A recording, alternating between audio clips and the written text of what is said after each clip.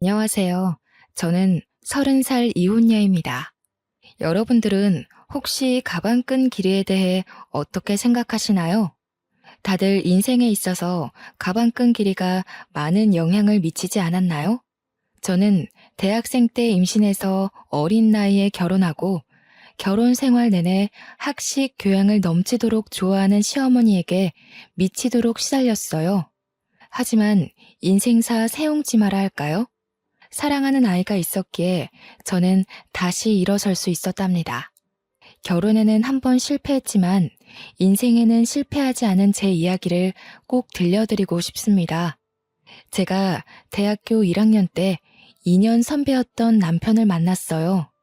남편은 듬직하고 자상하고 유머 감각도 있어서 후배들에게 인기가 많았고 저는 짝사랑하는 처지였어요. 남편이 제 첫사랑이었죠. 그냥 아는 사이로만 지내면서 고백도 못하고 눈치만 살피고 있었어요. 당시 저희 집은 2층 집에 살면서 1층에는 작은 식당을 하고 있었어요. 부자는 아니었지만 동네에서 그래도 입소문이 나 있었어요. 사람들이 저희 부모님을 법 없이도 살 사람들이라 부르곤 했죠. 부모님이 서로 존댓말을 쓰실 정도로 사이가 좋고 외동딸인 저를 끔찍이 아껴주며 키우셨어요. 저희 부모님이 뭐든 다 들어주는 부모는 아니었지만 저한테 필요하거나 제가 꼭 하고 싶다는 건 어떻게든 해주시는 분들이셨습니다. 어릴 적부터 크게 과외를 받거나 하지 않아도 성적이 좋았고 운동이든 뭐든 다 잘했어요. 승부욕이 있는 편이었는데 이상하게 물러터진 데가 있어서 친구들한테 뒤통수를 맞을 때가 있었어요. 저희 아빠를 닮은 거였어요. 저희 아빠는 예전부터 사람이 무르다는 소리를 종종 들었는데 저도 아빠의 그런 성격을 물려받아서 싫은 소리를 잘 못했어요. 그러다 결국 아빠가 친구한테 빚보증을 잘못 써서 우리 집과 식당 건물이 통째로 넘어가 버리고 말았습니다. 평생에 걸쳐서 마련한 재산을 홀랑 날려버린 거였어요. 저희 가족은 하루아침에 길바닥에 낳는 신세가 됐습니다. 빚 도촉장들로 가득 찬 지하방에서 나와 학교로 가는 심정은 처참했어요. 엄마는 남의 집 일을 하며 마음고생을 하느라 하루가 다르게 얼굴이 상하고 손이 거칠어지는 게 보일 정도였고 아빠는 집에 잘 들어오질 않아 만날 수도 없었습니다. 여태껏 열심히 살아온 두 분이 스스로에 대한 믿음을 잃고 모든 걸 포기할까봐 그게 제일 무서웠던 것 같아요. 친구들은 축제다 뭐다 밝고 행복하기만 한데 제 주위에만 회색 구름이 짙게 드리워 있는 것 같았어요. 수업에도 집중이 안 되고 내가 지금 뭘 하고 있는 건가, 뭘 해야 하는 건가 생각만 들더군요. 그러다가 어느 날은 학생회관 앞 자판기 앞에서 저도 모르게 쪼그리고 앉아서 무릎에 얼굴을 묻고 있었어요. 그때 누가 제 이름을 부르더군요. 고개를 들어보니 제가 좋아하던 선배가 거기 있었어요. 여기서 뭐 하냐면서 저를 벤치로 데리고 가서 따뜻한 코코아를 뽑아줬어요. 그리고 제 얘기를 들어줬습니다. 그때까지 누구한테도 힘든 내색을 하지 못했던 저는 쏟아내는 슬픔과 걱정, 억울함, 불안한 미래에 대한 막막함 같은 것들을 털어놨어요. 선배는 제 얘기를 가만히 들어주고 제 등을 토닥여주더라고요. 그날 마셨던 코코아 맛이 오래도록 생각날 정도로 그날은 제 인생에서 가장 따뜻한 날 중 하나였어요. 그날부터 선배는 제가 밥을 먹었는지 또 혼자 축 처져 있진 않은지 저를 살피고 살뜰하게 챙겨주기 시작했습니다.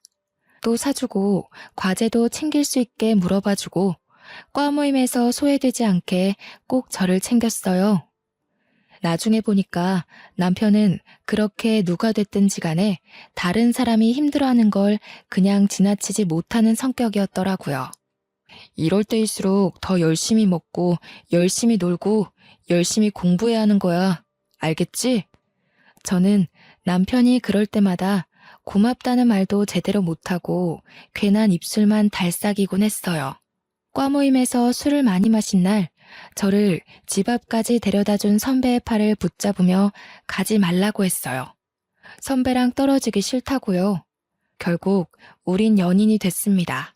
저는 선배 없이는 하루도 살 수 없는 사람이 되고 말았어요. 뭐든 선배가 챙겨주다 보니 선배가 없으면 사는 게 사는 것 같지 않을 정도였어요.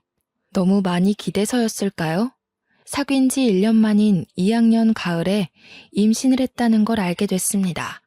생리가 늦어지는 줄도 모르고 있다가 알게 됐을 땐 이미 3달이 넘어 있었어요. 망연자실했죠. 도무지 어떻게 해야 할지 알 수가 없었어요. 남편도 아직 졸업하려면 한참 남았고 저희 집에서는 아무런 지원도 받을 수 없는 상황이었죠. 저는 어쩔 수 없이 학교를 쉬어야 했지만 남편이라도 하루라도 빨리 취직할 수 있게 준비하는 게 낫다고 판단했어요. 저희는 부랴부랴 혼인신고만 하고 결혼식은 조촐한 식사로 대신한 다음 시댁으로 들어갔어요. 당시 시댁은 24시간 국밥집을 하고 있었어요. 시댁은 처음부터 저를 안 좋아했어요. 특히 시어머니는 면전에 대고 막말을 하는데 보통 독한 사람이 아니더군요. 첫날부터 단단히 잘못 걸렸다는 촉이 오고 머릿속에 비상벨이 왱왱 울리는 느낌이었습니다. 하지만 어쩌겠습니까? 이미 아이가 생겨버렸는데요. 결혼을 해버렸는데요. 시어머니는 대놓고 저에게 우리 아들은 대기업에 들어가 앞길이 탄탄대로일 텐데 너 때문에 내 금쪽 같은 아들 발목이 잡혔다라고 했어요. 제가 공부를 못 마친 걸 가방끈이 짧다고 표현하며 툭하면 구박하기가 일쑤였죠. 학식 있고 교양 있는 것에 대한 로망이 있는지 툭하면 자기네 집안은 훨씬 더 좋은 집안의 교양 있는 며느리를 얻을 수 있었다고 했어요. 제가 없는 데서도 툭하면 제 흉을 봤어요. 시아버지나 친척들에게 베어먹지도 못한 애가 우리 집안에 맨몸으로 오다니 이게 무슨 날벼락이냐고 하소연하는 걸 여러 번 들었죠. 저는 아들을 낳자마자 산후조리도 제대로 못하고 시부모네 식당을 도와줘야 했어요. 식충 취급하는 소리가 벽을 뚫고 들어오는 것 같아서 도저히 가만히 있을 수가 없었죠. 피덩이 같은 아기를 업고 식당에서 밤늦게까지 일을 했어요. 집에 들어가면 또 집안일을 해야 했는데 너무 바쁘고 눈치가 보이니까 그게 너무하다는 생각도 못하고 살았어요. 시어머니는 제가 힘들어서 조금이라도 쉬려고 하면 네가 무슨 큰일을 한다고 힘들다고 야단이냐면서 야단법석을 떨며 면박을 줬어요. 집에 들어왔으면 시아버지 잠자리도 봐드리고 집안일을 챙겨야지. 어디 새파랗게 젊은 것이 집에 들어오자마자 방 안에 틀어박혀? 못 배워먹은 티 내는 거냐? 가방끈이 짧으면 노력이라도 하라고 했지? 어머니, 저 하루 종일 일하고 오늘 지훈이 아파서 병원에 뛰어갔다 왔잖아요. 저도 지금 열이 나고 몸에 기운이 하나도 없어요. 조금만 누워있다 할게요. 으이그, 그러게. 저렇게 복 없이 생긴 애들은 꼭 생긴 대로 논다니까. 그러게 저렇게 복 없는 애가 우리 아들 발목을 잡게 내버려뒀으니 원. 손주 새끼 봐서 참지. 애미라고 있는 게 없는 집에서 못 배워먹어 교양 없는 티를 팍팍 내니 애까지 닮을까봐 걱정이다. 걱정. 처음에는 시어머니에게 대들지는 못하고 남편에게 하소연했어요. 그런데 결혼 전에는 그렇게 저를 끔찍이 아껴주던 남편은 네가 시어머니에게 맞춰야 한다면서 하나도 힘이 되어주지 않았어요. 어머니는 왜 자꾸 나한테 가방끈이 짧다고 하시는 거야? 내가 무슨 가방끈이 짧아. 나 우리 학교도 수석으로 입학했고 내내 꽈탑 놓치지 않을 정도로 공부 잘했는데 나이 드신 분들이 다 그렇지 뭐. 그냥 하는 말씀이니까 너무 귀담아 듣지 마. 어머니가 예전부터 나를 좋은 집안에 장가 보내고 싶어 해서 그래. 어릴 때부터 노래를 불렀다고. 우리 결혼할 때 너네 집에서 아무 지원도 못 받은 건 사실이잖아. 조금만 참으면 어머니도 다 이해하실 거야. 처음부터 끝까지 참고만 있잖아. 언제까지 저렇게 막말하시는 걸 참아야 해? 우리 어머니 그렇게 나쁜 분 아니야. 두 아들 키우느라고 얼마나 애를 쓰셨는데. 네가 우리 집에 들어와서 그거 하나 이해 못해줘? 가진 거 없이 결혼한 우리 탓이라고 생각해야지 뭐. 애를 나 혼자 만든 건 아니고 내가 학교도 못 마치고 결혼한 게 내 탓만은 아니잖아. 아기 가지고 결혼한 게 무슨 죽을 죄 지은 것도 아닌데 어머니는 무슨 나를 죄인 취급하시려는 것 같아. 아, 그러니까 조금만 참아 보라니까. 예전에는 그렇게 따지는 성격 아니었잖아. 어른들 하시는 말에 왜 그렇게 말이 많아? 나 취직 준비하느라 스트레스 많이 받는 거 몰라? 취직 준비한다고 늦게 들어와서 식당 일도 안 도와주고 애도 하나도 안 보잖아. 아까 말했듯이 애를 나 혼자 만든 것도 아닌데 내가 왜 전부 다 뒤집어 써야 하는데? 뒤집어 씌운다니 무슨 말을 그렇게 해? 얘가 진짜 갈수록 말 조심해. 내가 나 혼자 편하자고 이 고생하는 거야? 다 너랑 우리 지훈이 데리고 잘 살아보려 그러는 거잖아. 안 그래도 힘든데 왜 너까지 찡찡거려? 취업 준비 때문에 힘들어 죽겠는데 여기서 뭘 어떻게 하라는 거야? 그래도 그때까지는 남편을 사랑했기 때문에 어떻게든 이해해 보려고 했어요. 자기 어머니를 끔찍이 생각하는 효자라서 고생하는 어머니 심기를 거스르지 않으려 한다고 알아서 남편을 헤아려주고 노력했죠. 생각해보면 정말 바보 같은 짓이었어요. 나중에 알고 보니까 제 힘든 건 귓등으로 듣던 남편은 취업 스터디 모임에서 여기저기 온갖 오지랖을 부리고 있었더라고요. 힘든 애들 고민 상담해준답시고 돌아다니고 발벗고 뛰어다니며 해결사 노릇을 하고 있었죠. 저는 과 친구들과 연락이 다 끊겨서 몰랐다가 나중에야 그 사실을 알게 됐어요. 그래도 밖에서 이 사람 저 사람 비위 맞춰주고 다닌 보람이 있었는지 남편은 진짜로 대기업에 취직을 했어요. 제 동기들이 취직 준비를 하고 좋은 데 취직하는 동안 저는 뒤처지는 느낌을 받곤 했어요. 동기들이 좋은 데 놀러가서 찍은 사진을 SNS에 올린 걸 보면 어쩐지 마음 한구석이 휑해지는 느낌을 받곤 했죠. 점점 사회인으로서 제자리를 찾아가는 동기들에 비해 제 모습이 초라해서 동기들이 연락해도 잘 받지 못했어요. 그래도 아이 키우는 재미가 있었고 예쁜 아이가 있다는 것에 만족하려 했어요. 아이가 말을 하고 걷고 하루가 다르게 자라는 걸 보면 또 하루를 살아낼 힘이 생기곤 했습니다. 지금 생각하면 저는 어릴 때부터 커리어 우먼이 꿈이었는데 왜 그런 소박한 현실에 만족하고 구박대기 노릇을 감내했는지 알 수가 없어요. 상황에 적응하는 것도 좋지만 자기 가치를 스스로 낮추는 행동을 하면 안 된다는 걸 지금은 깨닫게 됐습니다. 그러다 애가 3살이 되던 해에 남편 형이 뒤늦게 결혼한다고 신부감을 데려왔어요. 그 집은 큰아들을 어떻게든 판검사 만들려고 애를 써왔더군요. 사자 들어가는 걸 워낙 좋아하는 집이니까요. 아주버님은 사법고시 폐지되고 로스쿨 준비로 몇 년을 또 허송세월하다가 30이 훌쩍 넘겼죠. 그래도 연줄이 있어서 30 중반에 대형 로펌 경영지원실에 취직을 했어요. 무슨 재주가 있었는지 결혼하겠다고 데려온 여자가 대학 교수라는 거였어요. 듣고 보니 교수는 아니고 어느 지방 대학 강사였죠. 그래도 젊은 여자가 박사 학위까지 있는 데다 대학에서 강의까지 한다니 교양 학식 좋아하는 시어머니 입이 다 찢어졌습니다. 며느리가 될 사람 직업뿐 아니라 집안도 금융정보회사를 소유하고 있는 엄청난 부자라고 그렇게 좋아하는 거였죠. 예비 형님이 강의한다는 대학이나 그 집안이 운영한다는 금융회사나 저는 들어본 적도 없는 데였지만 그게 무슨 상관이겠습니까? 그렇게 돈돈거리는 집안이니 아주버님이 그런 집안 여자랑 결혼하는 게 어떻게 보면 당연한 일이었죠. 그 집안은 처음부터 돈을 아주 물쓰듯 쓰더군요. 한 번은 형님이 그냥 우리 집에 다녀왔는데 시어머니가 지나가는 말로 김치 냉장고가 오래됐다고 한 적이 있어요. 그랬더니 다음 날로 새 김치 냉장고가 배달되는 게 아니겠어요? 부자는 다르긴 다르구나 하면서도 참 씁쓸하더라고요. 그놈의 돈이 뭔지. 시어머니는 대놓고 큰며느리만 보면 뭐가 필요하다, 뭘 새로 사야 한다고 늘어놓았어요. 그리고 큰 며느리의 씀씀이에 비교해 저를 더욱 가차없이 깎아내렸습니다. 역시 대학에서 강의하는 사람은 다르다니까. 우리 큰 며느리는 하고 다니는 것부터 말투까지 어쩜 저렇게 귀티가 나는지. 이번에 큰애가 바꿔준 소파가 이게 글쎄 이태리제 가죽이래요.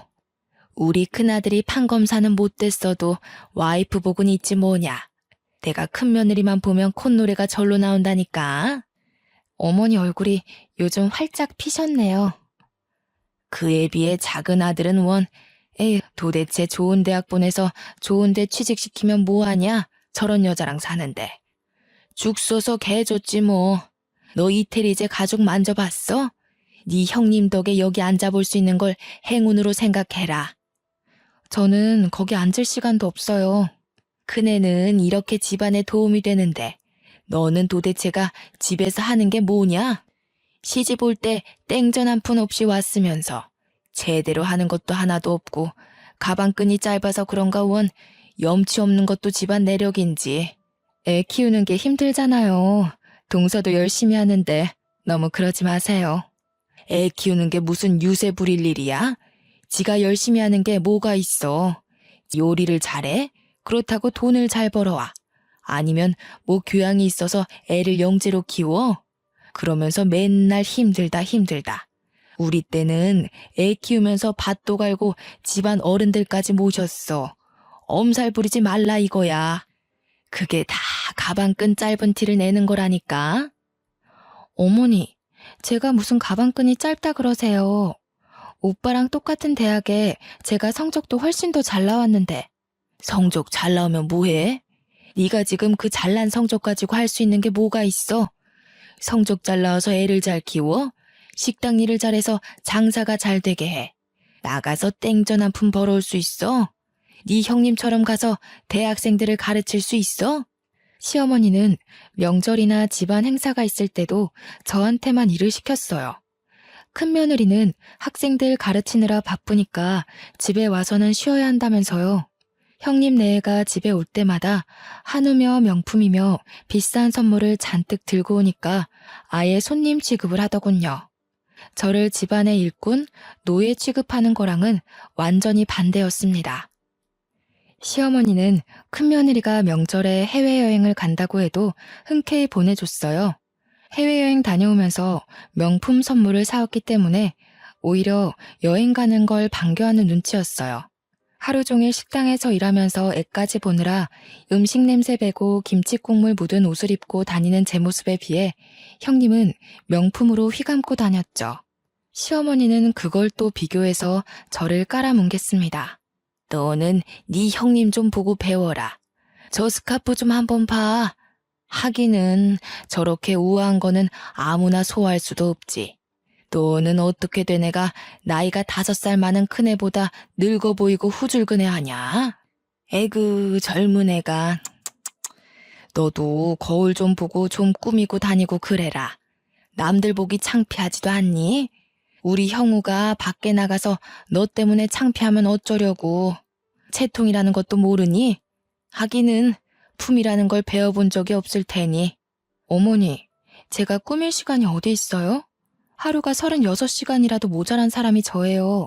그리고 저번에 제가 5만 원짜리 윗돌이 하나 사왔다고 며칠 동안 뭐라고 그러셨잖아요. 옷도 못 사고 미용실 갈 시간조차 없는데 제가 무슨 재주로 꾸미고 다녀요. 저라고 뭐 안 꾸미고 싶어서 안 꾸미는 줄 아세요? 친구들 예쁘게 하고 좋은 데 놀러 가는 거 보면 저라고 안 부러운 줄 아세요? 저 말하는 꼬락서니 하고는 어디다 대고 버르장머리 없이 말대답이야? 한시라도 못 배운 티를 안 내면 곧불이 나지. 그럴 때마다 분통이 터져서 견딜 수가 없었고 마음 같아선 다 뒤집어 엎고 싶었지만 어린 아들에게 안 좋은 영향이 갈 것 같아 매번 끝까지 가지는 못했어요. 결혼할 때 아무것도 못 들고 온 내 죄다 하고 생각하려고 했죠. 지금 생각하면 제가 참 순진하고 바보 같았죠.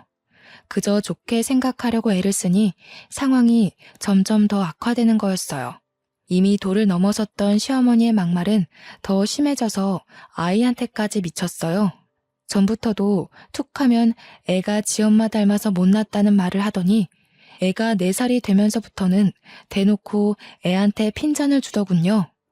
그리고 저한테는 저희 부모까지 들먹이기 시작했죠. 집안 꼴이 이게 뭐냐? 내가 식당 일 끝나면 집안일도 살펴야 한다고 했지. 애 장난감에 빨랫감에 설거지는 하나도 안 돼 있고 도대체 너는 제대로 하는 게 뭐야? 너희 엄마가 집안 살림 하는 법도 안 가르치던? 하기는 쥐뿔도 없는 집안이 가르치면 뭘 가르치겠어? 빌어먹는 법이나 안 가르쳤으면 다행이지. 빌어먹다니요? 무슨 말씀을 그렇게 하세요? 아무리 그러셔도. 아니다. 빌어먹는 법을 가르쳐서 애가 이렇게 됐는지도 모르지. 지혜미 애비한테 배운 게 있어야 뭐 하나라도 똑바로 하지. 없는 집 애가 가방끈까지 짧으니 설상가상이지 뭐야. 지 아들한테도 똑같이 가르칠까봐 겁난다. 겁나. 아니 어머니, 저희 엄마 아빠는 왜 건드리세요? 그렇게 말씀 함부로 하시면 저도 못 참아요. 저희 엄마 아빠가 얼마나 열심히 사시고 바른 분들이신데요. 저를 얼마나 귀하게 키우셨는데요. 귀하게 키워서 네가 그 모양 그 꼴이냐? 어떻게 키웠을지 뻔하지. 내가 너를 보면 너희 부모를 모르겠어? 내 눈은 못 속인다, 이 염치 없는 거사. 저희 엄마 아빠 주변에서 다 법 없이도 사실 분들이라고 하셨어요. 저희 엄마 아빠는 집안에서 함부로 큰 소리도 내지 않는 분들이세요. 어머니처럼 함부로 남의 험담하는 분들이 아니시라고요. 뭐야? 이 가방끈 짧은 년이 지금 나한테 뭐라고? 그러니까 내가 너를 보면 네 부모를 안다고 하는 거야. 어디 버르장머리 없이 시어머니한테 꼬박꼬박 말대답을 해? 네가 그렇게 못 배워먹은 티를 내니까 니네 아들이 배우잖아. 시어머니는 제 아들을 다른 사람들에게 자랑할 때는 우리 손주 하시면서 저한테 흉볼 때는 니네 아들이라고 부르면서 깎아내렸습니다. 어떨 때 보면 손주라고 생각하는 건지 원수의 자식이라고 생각하는 건지 헷갈릴 정도로 어린애한테 꼬투리를 잡고 흉을 보더군요.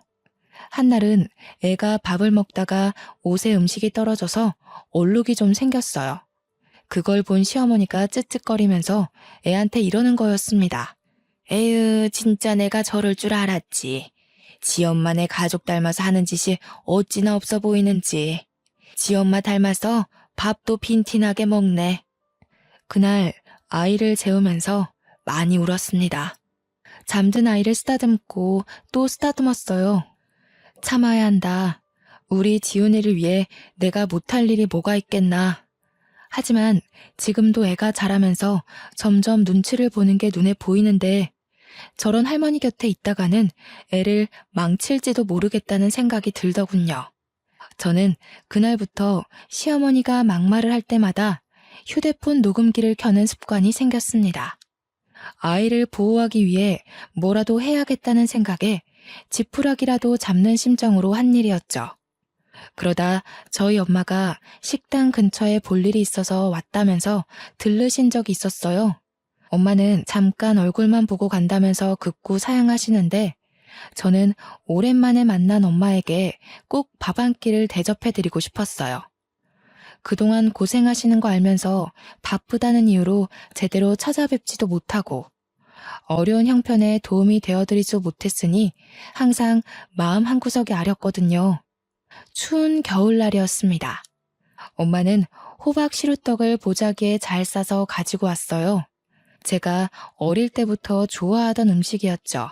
그런데 떡을 받아든 시어머니의 눈치가 영 떨떠름했습니다. 무슨 잡상인이나 불청객이라도 온 것처럼 저희 엄마를 위아래로 훑어보는 게 아니겠어요? 시어머니의 태도에 기분이 상했지만 엄마 앞에서 분위기를 망치고 싶지 않았던 저는 애써 즐거운 척하며 엄마를 식당 구석으로 데려갔습니다. 추운데 왜 자꾸 그냥 간다고 그러세요? 여기 앉아서 몸 좀 녹이고 조금만 계세요. 여기 설렁탕 맛있어요. 제가 금방 가져다 드릴게요. 혜인이 너는 밥 먹었니? 그렇게... 아니다. 바쁜데 왜 엄마까지 챙기느라 고생할까봐 그러지. 나는 그냥 너랑 지훈이 얼굴만 보고 가면 되는데. 엄마 드릴 국밥을 준비하는데 시어머니가 한마디 하더군요. 에휴, 사돈댁에 오면서 이런 걸 선물이라고 가져오는 수준하고는 참나 어이가 없다 어이가 없어. 큰애처럼 명품까지는 바라지도 않아. 교양이라고는 눈을 씻고 찾아봐도 찾아볼 수가 없구먼. 가방끈 짧은 애를 남의 집 귀한 아들한테 맨몸으로 보내놓고 미안하지도 않나? 그런데 조금 있다가 단체 손님이 들어왔어요. 식당이 와글와글 꽉 찼는데 엄마 혼자 밥을 먹고 있는 게 영 신경이 쓰여서 저는 바쁜 와중에 흘끔흘끔 엄마를 보고 있었어요. 그때 시어머니가 엄마가 앉아있는 자리 바로 옆 테이블 위에 행주를 철푸덕 소리가 나게 던지더군요. 탁탁 소리가 나게 수저통도 닦고 의자도 정리하며 밥 먹는 엄마가 눈치를 보게 했습니다. 손님들이 더 올 텐데 자리가 없어서 어떡하냐면서 말이죠. 그러더니 카운터 쪽으로 오면서 이러는 거였습니다. 아휴, 못 배운 집안이라 그런가 밥 먹는 것도 눈치코치 없이 먹네. 피꺼소시란 말 아시죠? 아무 말도 못하고 시어머니 하는 양을 겪는 줄로 보던 저는 말 그대로 피가 거꾸로 솟는 걸 느꼈습니다. 혹시 엄마가 들었을까봐 조마조마하면서 엄마 쪽을 쳐다봤어요. 다행히 엄마는 못 들었는지 아무렇지 않은 표정으로 밥을 마저 다 드시더라고요. 그날 저녁 빨래를 개고 있는데 시어머니가 안방에서 시아버지게 하는 말이 들렸습니다. 우리 엄마 흉을 보더군요. 큰며느리네는 좋은 식당을 예약해서 대접하는데 안 그래도 딸을 빈손으로 보낸 주제에 코딱지만한 식당에 와서 꾸역꾸역 밥을 먹고 있다면서요. 저는 개고 있던 수건을 그대로 팽개치고 방으로 들어왔습니다. 하루 종일 뼈 빠지게 일해서 돈 벌어주는데 엄마에게 밥 한 끼를 대접해드리는 것도 눈치를 봐야 한다는 사실에 저는 이성의 끈을 놓치고 말았습니다. 그리고 밤늦게 돼서야 집에 들어온 남편에게 오늘 있었던 일을 말하면서 따졌습니다. 나를 무시하는 것까지 그렇다 치려 했지만 지훈이랑 우리 엄마 아빠한테까지 함부로 굴고 막말하는 건 못 참아. 이제 더는 못 참는다고. 내가 이 집 노예야? 솔직히 나 없으면 식당 운영할 수나 있어? 하루 종일 일하고 애까지 보는데 내가 우리 엄마한테 밥 한 끼 못 대접해줘? 내가 너네 엄마 밥 주지 말라 그랬어. 하루 종일 일하고 온 사람한테 생 난리를 치네. 왜 별것도 아닌 것 가지고 난리를 치고 그래. 엄마 들으면 어쩌려고. 뭐라고? 지금 그걸 말이라고 하는 거야? 나는 어떻게든 오빠 맘 편하게 해주려고 지훈이 잘 키워보려고 꾸역꾸역 다 참아왔는데 어떻게 오빠가 나한테 이럴 수가 있어. 맨날 늦게 들어오고 일 때문이라고. 나는 일주일에 외출 한 번 못하는데 혼자 밖에서 놀러 다니니까 좋아? 목소리 낮추라고 했지. 얘가 진짜 점점 왜 이래? 너 예전엔 안 이랬잖아. 왜 이렇게 변했니? 진짜 무섭다 무서워. 아니, 아직 안 변했어. 진짜 무서운 게 뭔지 보여줘? 그때 밖에서 듣고 있던 시어머니가 들어와서 제 뺨을 때리더군요. 무슨 일인지 상황 파악을 못해 멍하고 있는 저에게 시어머니는 어디서 큰 소리를 내냐, 못 베어먹은 티를 낸다면서 소리를 질렀어요. 그리고 머리채까지 잡아당겼습니다. 저는 저도 모르게 시어머니 머리끄덩이를 같이 잡아당겼어요. 제가 무슨 일을 하고 있는지조차 모를 정도로 화가 나 있었어요. 그날 밤을 뜬 눈으로 지새운 저는 아침 일찍 짐을 챙겨 그 집에서 나왔습니다. 아들에게 한마디도 못하고 나오는 것이 걸렸지만 아들 얼굴을 보면 도저히 발이 떨어지지 않을 것 같았어요. 그 길로 저는 신림동 고시촌으로 들어갔습니다. 엄마 아빠가 보고 싶었지만 친정에 가면 두 분이 슬퍼하실까봐 도저히 갈 수가 없었어요. 고시원을 얻어 짐을 풀고 대학 때부터 고민만 하다 제대로 시작하지 못한 행정고시 공부하기 시작했어요. 아이를 낳은 뒤에도 미련을 못 버리고 있었기에 일사천리로 준비해 공부에 돌입할 수 있었습니다. 남들은 학생 때부터 죽어라 해도 어려운 공부를 몇 년 공백 끝에 시작하는 건 결코 쉽지 않은 일이었어요. 하지만 분노로 눈이 돌아버린 상태였기에 오히려 다른 거에 신경 안 쓰고 공부에 집중이 잘 되더라고요. 그때가 저희 부모님이 어렵게 빚을 갚고 돈을 모아 신림동에서 작은 식당을 다시 열었을 때였어요. 식당이라고 하기도 뭐할 만큼 허름한 곳이었지만 두 분이 다시 힘내서 마련한 자리였죠. 한날은 제가 모의 시험 점수가 영 안 나와서 실망한 마음에 걸어 다니다가 저도 모르게 엄마 아빠 식당 쪽으로 걸어갔어요. 그전에는 혹시 눈에 뜨일까봐 그쪽으로는 가지도 않았거든요. 가게에 들어서자마자 엄마가 제 얼굴을 보시더니 저를 안고 막 우셨습니다. 저는 깜짝 놀랐어요. 엄마가 하는 말이 엄마 아빠가 못나서 네가 공부도 제대로 못 마치고 시댁에서 구박받고 산다는 거였어요. 저는 아니라고, 내가 악이 가져서 그런 거라고, 내가 실수해서 그런 건데 왜 엄마가 미안해하냐면서 엄마랑 붙잡고 같이 울었어요. 그리고 그 집에서 나와 다시 공부 시작했다고 엄마에게 털어놨죠. 엄마는 깜짝 놀라더라고요.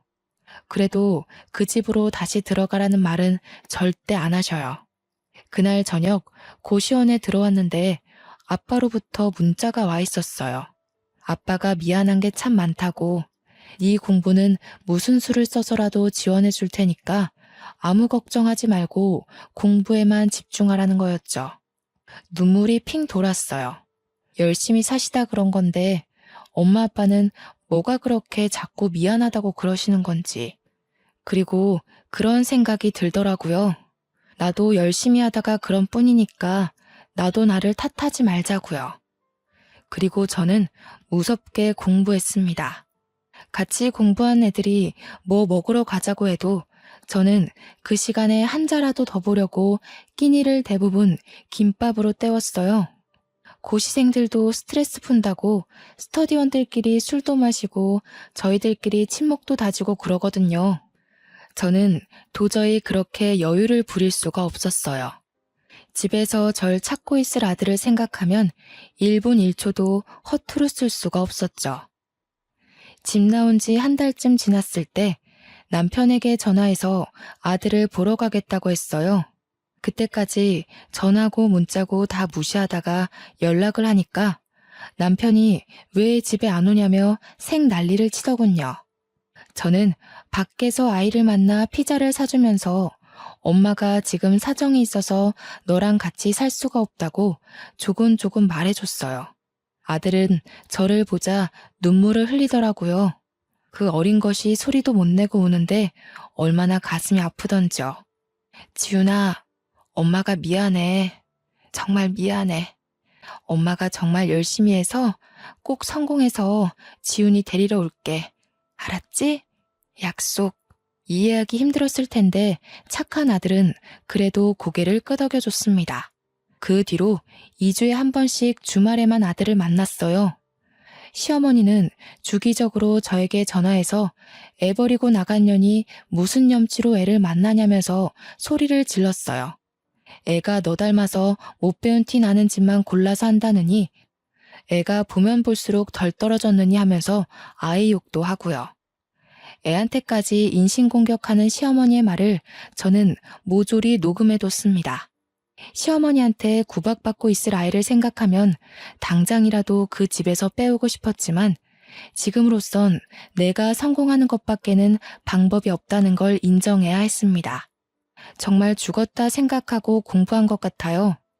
그렇게 공부한 지 2년째 되던 해 결국 행정고시 재경직에 합격했습니다. 주변에서도 그렇게 빨리 합격하는 사람 처음 봤다면서 깜짝 놀라더군요.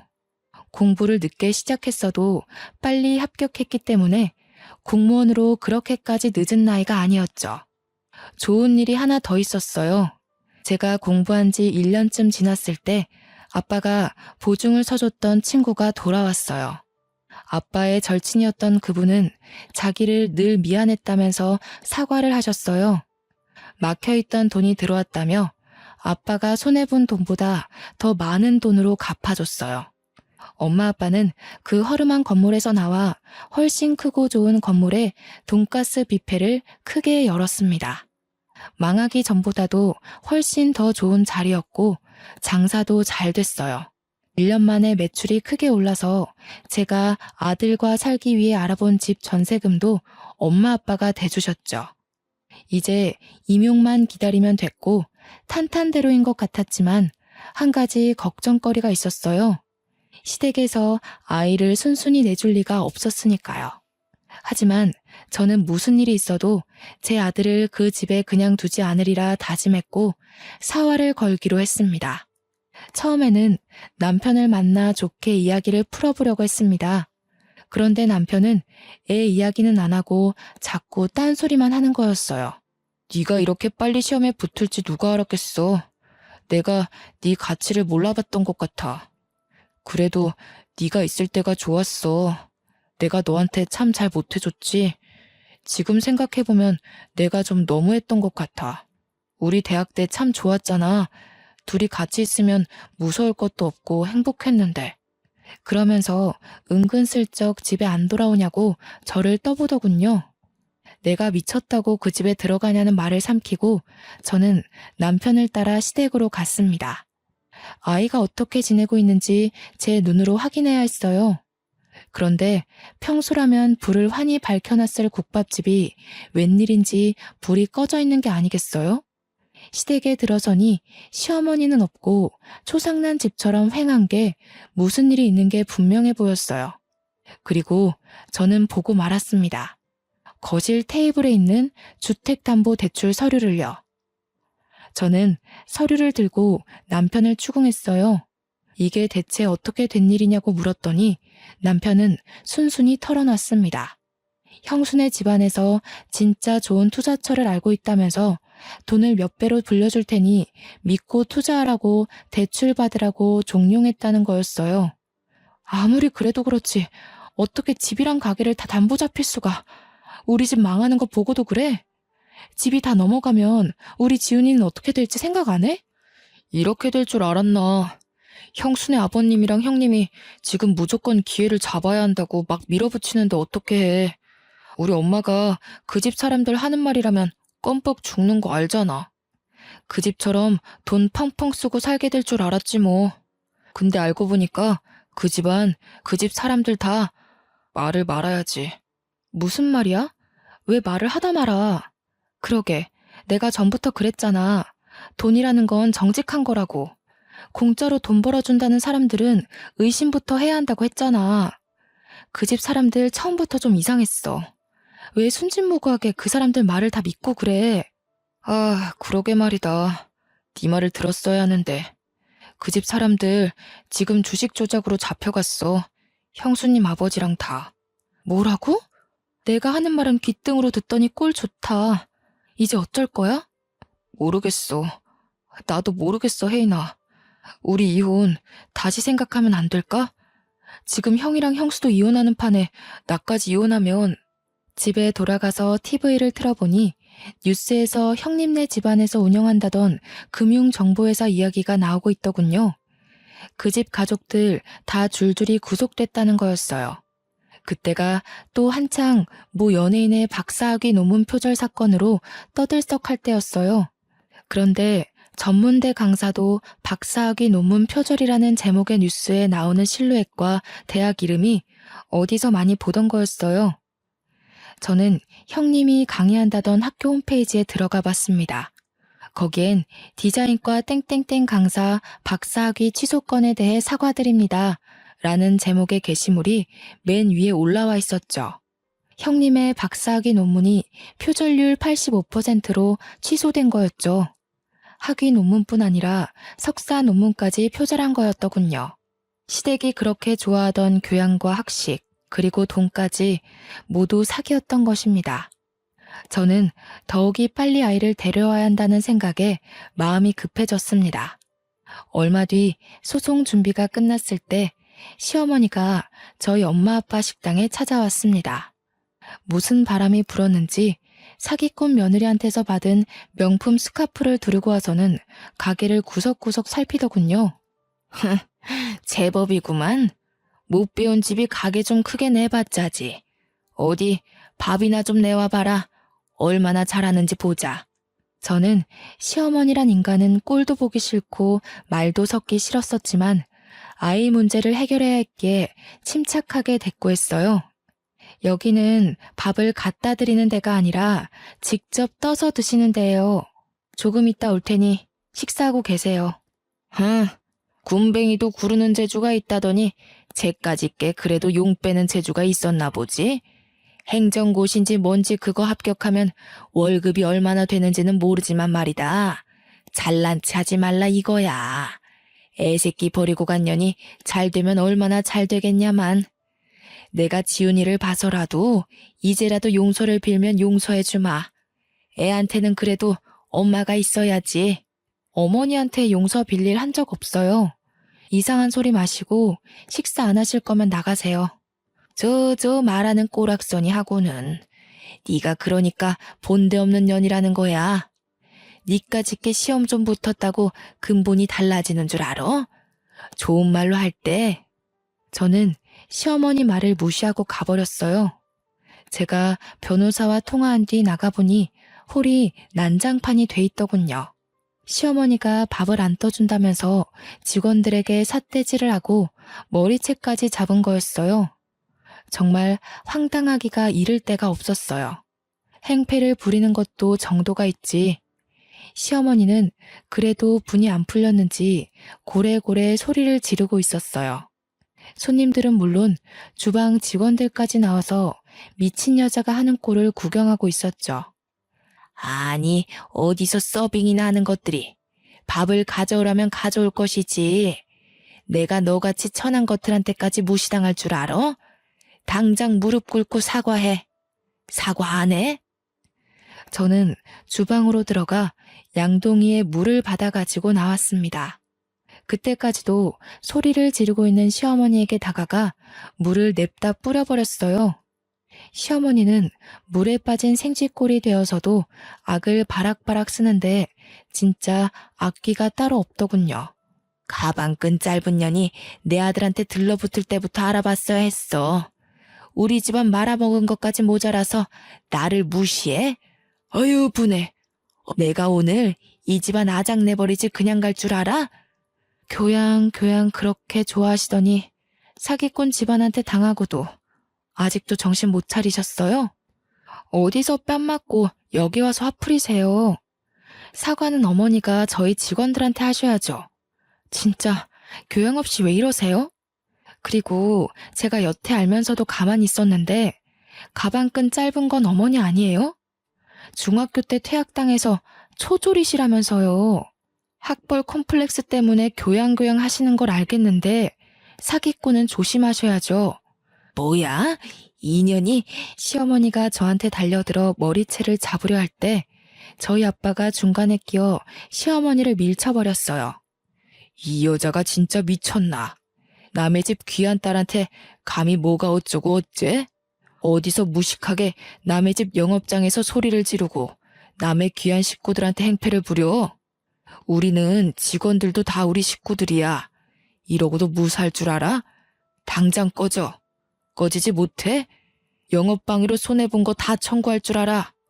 그리고는 경찰이 와서 시어머니를 끌어냈습니다. 저는 더 이상 시댁 식구들과 말로 해결하려 해서는 안 된다는 걸 깨달았어요. 바로 이혼 소송에 돌입했습니다. 얼마 뒤 대학 때 가장 친했던 과 동기에게 연락이 왔어요. 친구는 졸업 직후 유학을 갔다가 돌아와서 저에게 연락한 거였어요. 친구가 하는 말은 충격적이었습니다. 친구네 사촌 오빠가 제 남편과 같은 회사에 다녀서 들었는데 남편이 같은 부서 유부녀와 정분이 나서 회사에서 쫓겨났다는 거였어요. 그 여자 남편이 회사에 찾아와서 난동을 부리는 바람에 임원 회의까지 소집되고 결국 회사에서 권고사직 시키기로 했다는 거였습니다. 들어보니 남편은 또 고민 상담 해준답시고 그 여자와 가까워졌다는군요. 이렇게 오지랖을 넓게 쓰더니 결국 제 발등을 찍은 거였죠. 이제는 화도 안 나더라고요. 솔직히 속이 시원했습니다. 시어머니가 저를 그렇게 괴롭히고 하대해도 강 건너 불구경이더니 꼴 좋다는 생각만 들고요. 그 뒤로 어떻게 됐냐고요? 시간이 걸리기는 했지만 소송을 통해 양육권을 가져왔습니다. 남편이 직업이 없는 데다 시어머니가 애를 정서적으로 학대한 정황이 명확했기 때문에 어렵지 않게 양육권을 가져올 수 있었어요. 그 인간이 빈털털이라 양육비는 얼마 못 받았지만 제가 그 집 식당에서 하루 종일 일하며 재산 증식에 도움 준 것이 인정돼 위자료도 1억 가까이 받게 됐어요. 시댁이 돈을 잃은 건 제 탓이 아니니까요. 시댁 식구들은 남편은 물론 시아버지까지 저에게 전화해서 회유도 하고 화도 내며 돌아오라고 매달렸습니다. 제가 미쳤습니까? 콧방귀도 끼지 않았죠. 고생 끝에 낙이 온다는 게 이런 걸까요?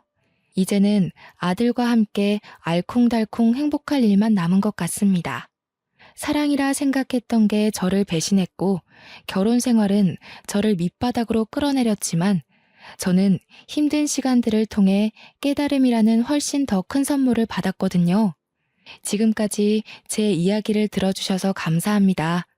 마지막으로 여러분도 인생에 시련이 온다면 거기가 끝이라 생각하지 마시고 한 번 더 도전하셨으면 좋겠다는 말을 꼭 하고 싶어요. 시련이지 실패가 아니라는 말도 있잖아요. 추운 날씨에 감기 조심하시고 우리 인생 파이팅입니다.